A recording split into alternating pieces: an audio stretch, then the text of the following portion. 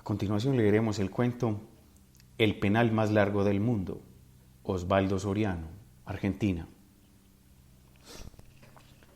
El penal más fantástico del que yo tenga noticia se tiró en 1958 en un lugar perdido del Valle de Río Negro, en Argentina, un domingo por la tarde, en un estadio vacío. Estrella Polar era un club de billares y mesas de baraja, un boliche de borrachos en una calle de tierra que terminaba en la orilla del río. Tenían un equipo de fútbol que participaba en el campeonato del Valle porque los domingos no había otra cosa que hacer y el viento arrasaba la arena de las bardas y las polen de las chacras. Los jugadores eran siempre los mismos, o los hermanos de los mismos. Cuando yo tenía 15 años, ellos tendrían 30 y me parecían viejísimos. Díaz, el arquero, tenía casi 40 y el pelo blanco le caía sobre la frente de indio araucano. En el campeonato participaban 16 clubes y Estrella Polar siempre terminaba más abajo del 10º puesto.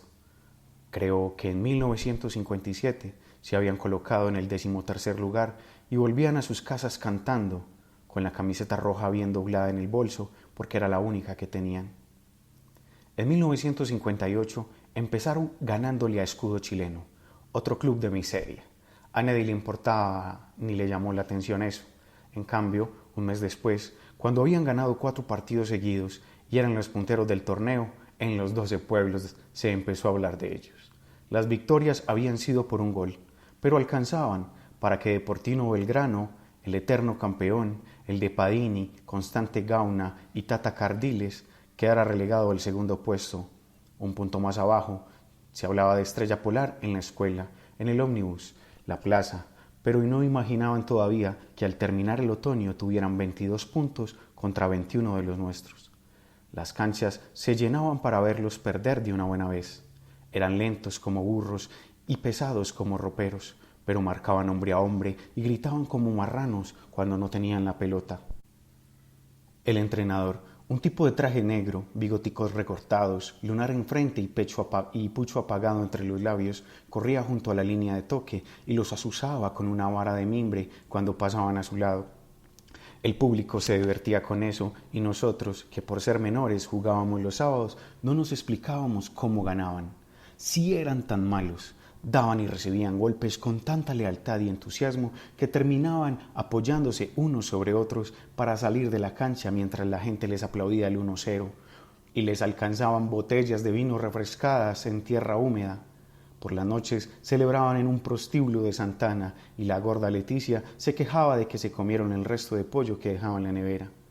Era la tradición y en el pueblo se les permitía de todo. Sus padres los recogían de los bares cuando tomaban demasiado y se ponían pendencieros. Los comerciantes les regalaban algún juguete o caramelo para los hijos y en el cine las novias los consentían con caricias por encima de la rodilla. Fuera de su pueblo nadie los tomaba en serio.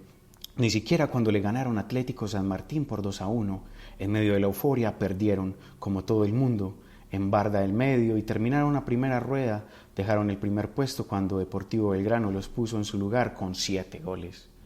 Todos creíamos entonces que la normalidad empezó a restablecerse, pero el domingo siguieron ganando 1-0 y siguieron con la letanía de laboriosos, hombres de triunfo y llegaron a primavera con apenas 1 punto menos que el campeón. El último enfrentamiento fue histórico por el penal. El estadio estaba repleto y los techos de las casas también. Todo el mundo esperaba que Deportivo Belgrano repitiera los 7 goles que le había metido en la ida.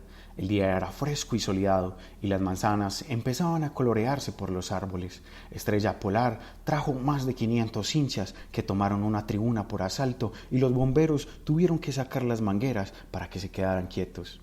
El referí que pitó el penal era Herminio Silva, un epiléptico que vendía las rifas del club, y todo el mundo entendió que se estaba jugando el empleo cuando a los 40 minutos del segundo tiempo estaban 1-1 y todavía no había cobrado la pena por más que los de Deportivo Belgrano se tiraran de cabeza en el área de Estrella Polar y dieran volteretas y malabarismos para impresionarlo.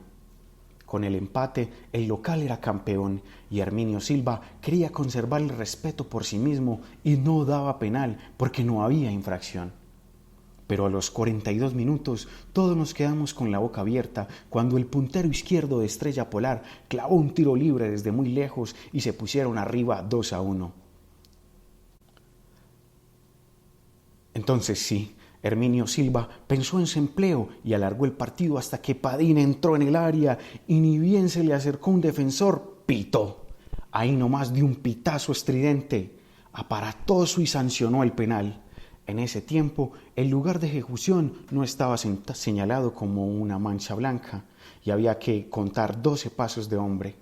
Herminio Silva no alcanzó siquiera a recoger la pelota porque el lateral derecho de Estrella Polar, el Colo Rivero, lo durmió de un cachetazo en la nariz. Hubo tanta pelea que se hizo de noche y no hubo manera de despejar la cancha ni de despertar a Herminio Silva. El comisario, con la linterna encendida, suspendió el partido y ordenó disipar el aire. Esa noche, el comando militar dictó estado de emergencia, o algo así, y mandó a enganchar de tren para expulsar del pueblo a toda persona que no tuviera apariencia de vivir allí.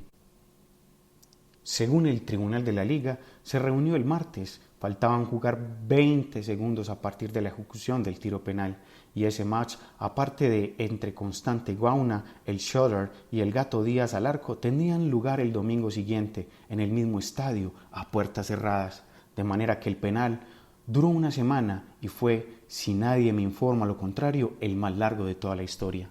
El miércoles faltamos al colegio y nos fuimos al pueblo vecino a curosear. El club estaba cerrado y todos los hombres se habían reunido en la cancha, entre las bardas, formaban una larga fila para patearle penaltis al Gato Díaz y el entrenador de traje negro y lunar trataba de explicarles que esa era la mejor manera de probar al arquero. Al final todos tiraron su penal y el Gato atajó unos cuantos porque le pateaban con alpargatas y zapatos de calle.